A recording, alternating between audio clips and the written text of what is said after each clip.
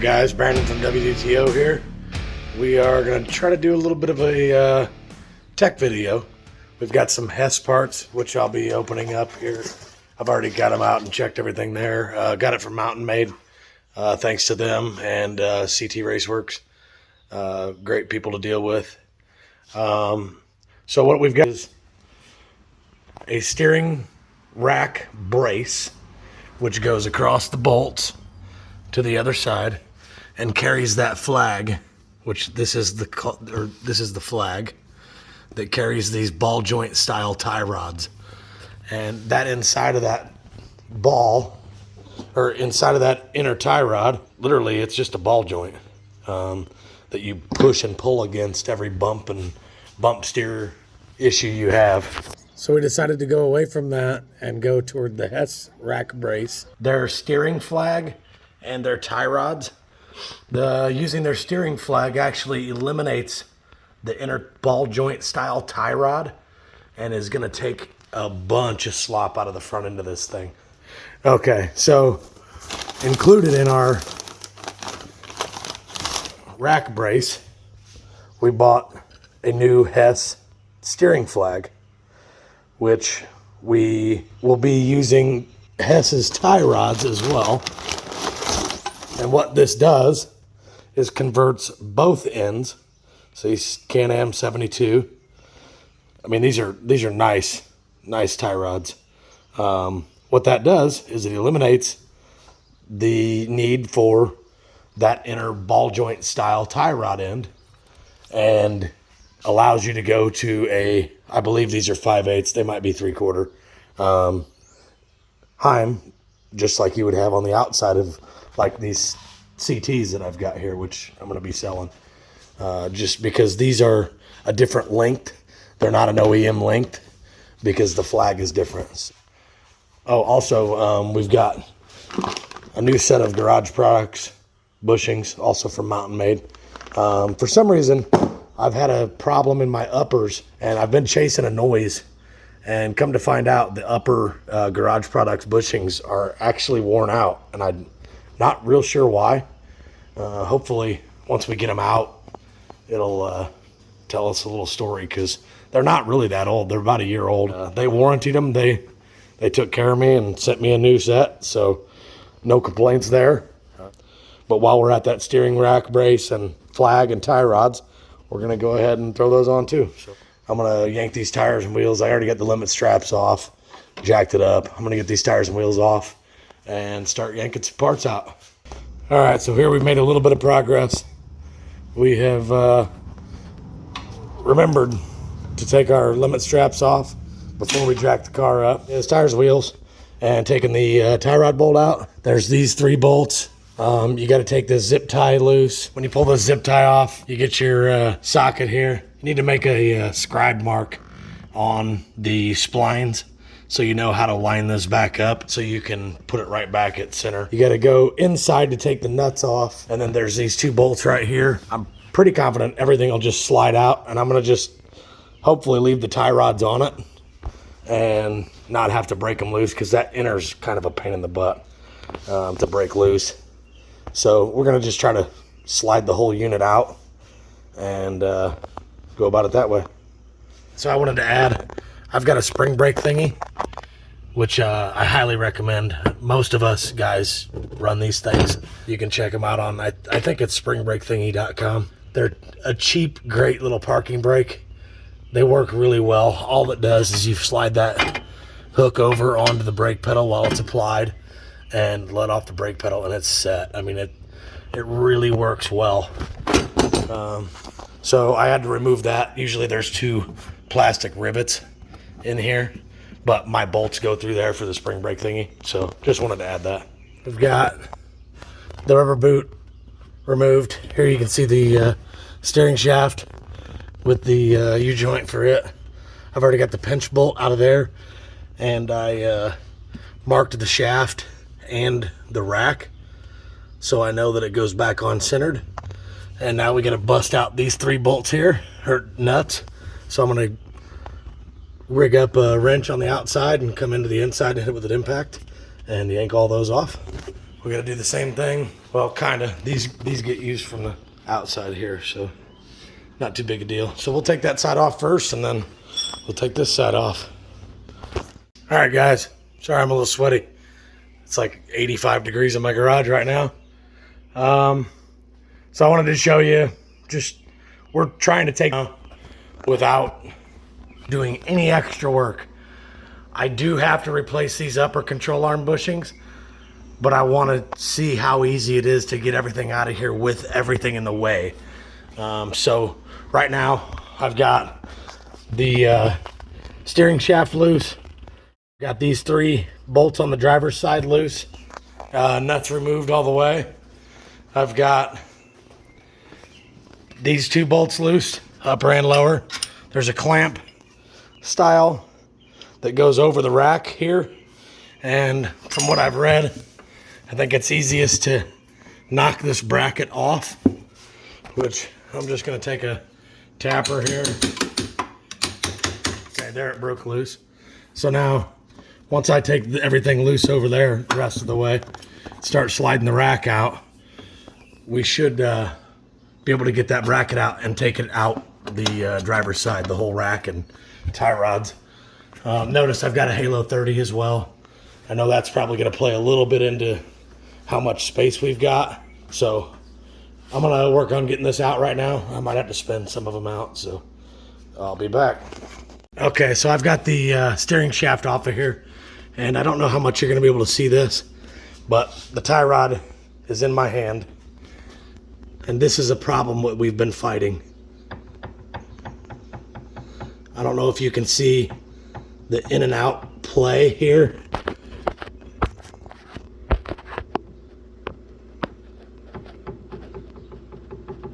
Hopefully that shows it.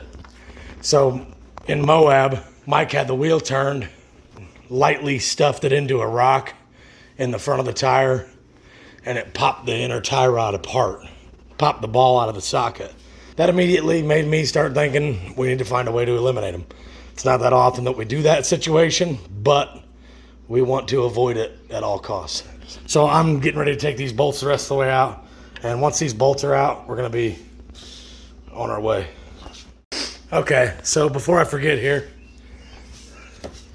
these bolts, this top one especially, wouldn't come all the way out of the frame with my shock bolted on here. So I just tied it up out of the way. I'm not certain that you can't get it, but this was way simpler. I already had the bolt loose. And then I just took a rope and tied that. I do this quite often, so I don't have to mess with the upper shock bolt. Here we are. All 3 bolts are out now. I'm probably gonna finish yanking these bolts out of the actual housing. And you can see the pinch bolt for the steering shaft there. And you can see everything starting on its way out right here. All right, so I've got the other side off. Driver's side over here. I wanted to add this shim plate goes between the rack and the frame mounts. So now I am on to knocking this thing off so I can shove this rack out the other side. Okay, here, rack is out. Lower or upper A-arm bolts are still in. Haven't unbolted the diff. Prop shaft is attached. Lower A-arm bolts intact. Brake line's intact. I have literally done nothing other than take this shock bolt loose. So it's really easy to get it out. Once I have this out, I'm gonna go ahead and do the, like I said, the upper A-arm bushings while I'm here. So I'll do that while the rack is out of it. But in the meantime, I'll work on this, get to installing everything, and I'll show you how everything works. All right, so by now, most of you guys know what a Hess rack brace is, which is this piece here, which it goes across the mounting bolts. Whenever I can lean it correctly. It'll go kind of like so, across the rack. But here's the big change. The new tie rods, which are longer than the CTs, it deletes that ball joint style. So now we have 5/8 rod ends on both ends of the tie rod, where right now with the OEM replacement CTs, we have that ball joint style.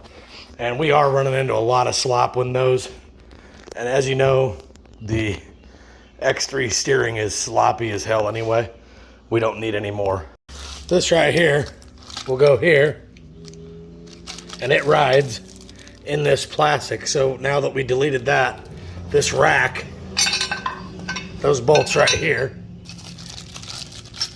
it'll have this plastic Delrin, I think is what it is, slider, and that will ride in this groove right here. As it goes back and forth, it will keep the rack from doing that number that you see literally every X3 do. So that should stop that movement. And then we are still going to have a little bit of wear and movement inside the rack, which I am completely aware of. But just for shits and giggles, we are trying it. And if I got to replace the rack, we'll do it soon. But we got Black Mountain in a week and a half, and I just want it strong. All right, so here we are. I got crap all over my table, and I'm not worried about it. So sitting on the floor doing this. I've got the old flag and tie rods off. I've got the rack cleaned up. Start the assembly here. So, all right, guys. So here it is. I'll pop the brace back off.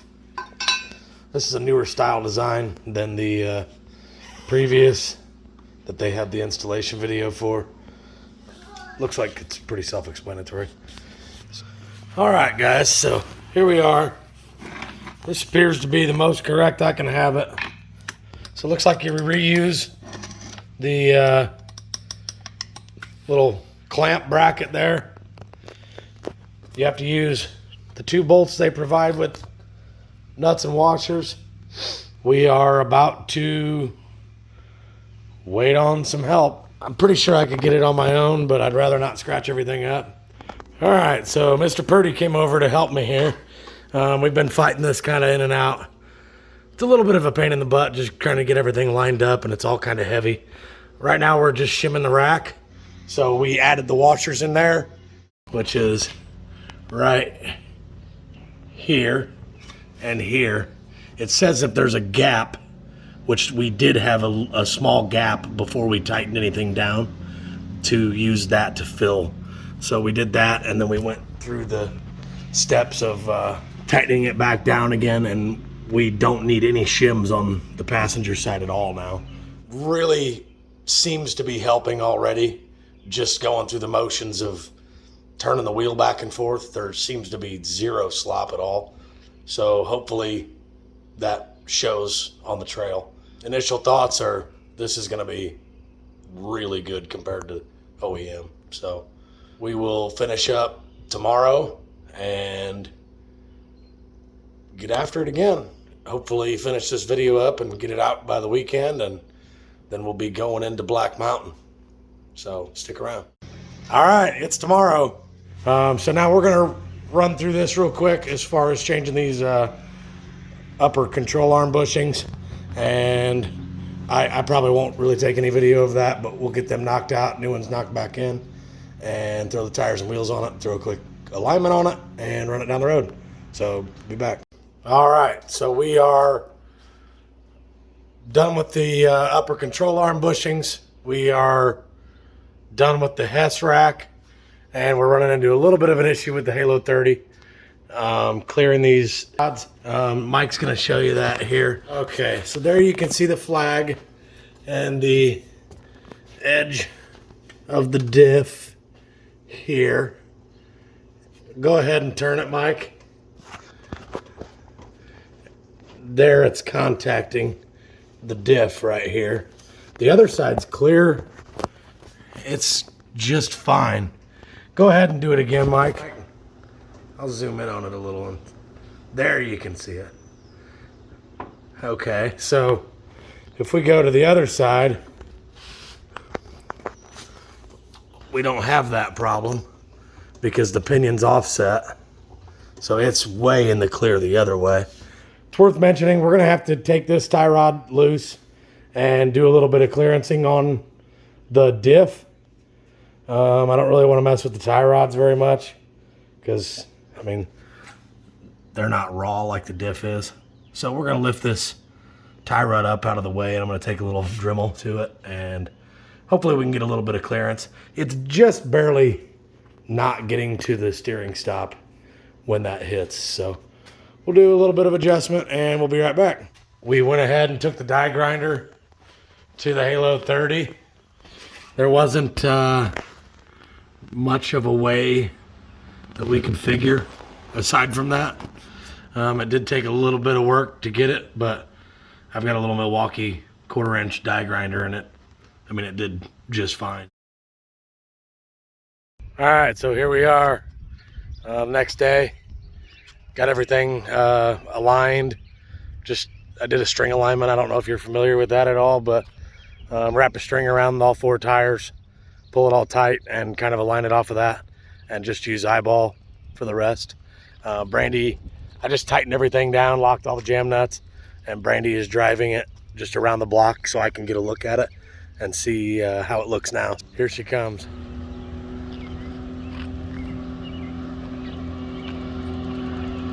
The front is off.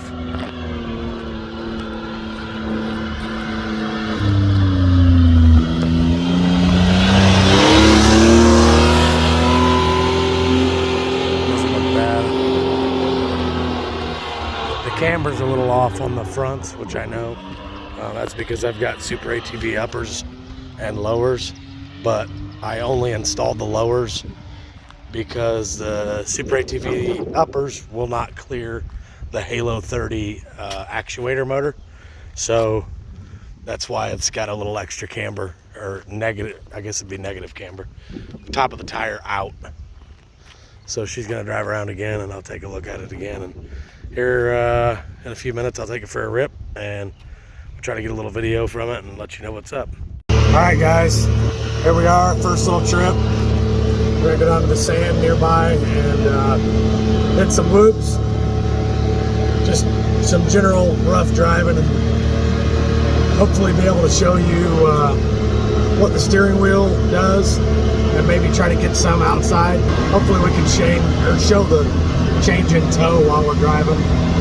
We'll see what we can get.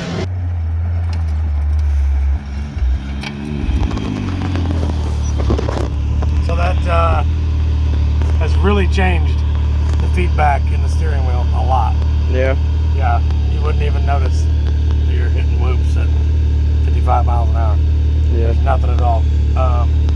Everything feels tight, sound, no big pops and bangs. So now we'll go to the whoops. All right.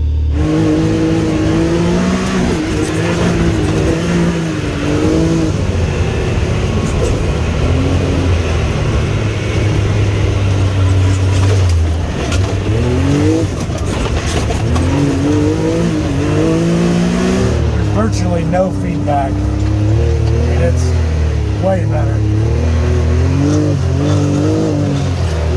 Keep an eye on the wheel, Carson.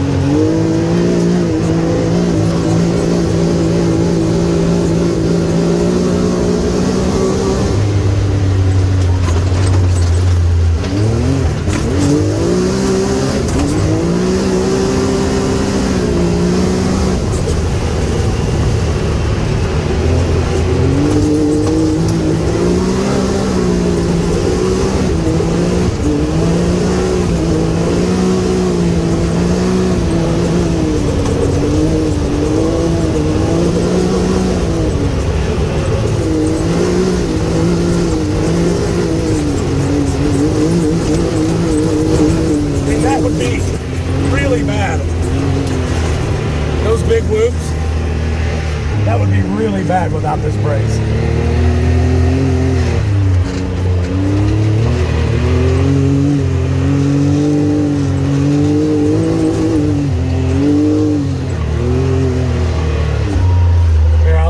whip around for a minute, okay?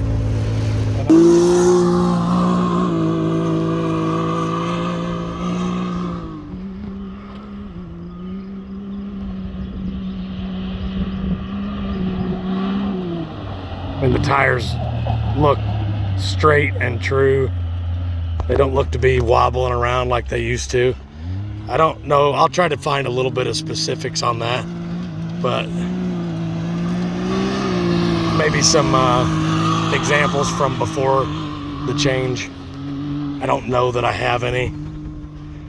Yeah, that's a real improvement over stock for sure. I recommend it so far. I hope it'll hold up to everything that we put it through with the rocks. Mike Counterman with Agent Orange, he just did the same thing and took it out to the Badlands and ripped around some, and he said it was a dramatic improvement on his machine too.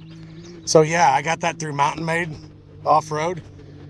You can use the code WDTO at checkout, and that'll get you 7% off of most items. Hopefully you have already seen, and if you haven't, go check it out, our Pro R video that Jeremy just got a Pro R and took it to the Badlands last weekend. That video went live on YouTube at WDTO Off-Road. So don't forget, check it out, like, subscribe. It's a pretty cool machine. I think we're going to have a lot of fun with it. So check it out. Stay tuned.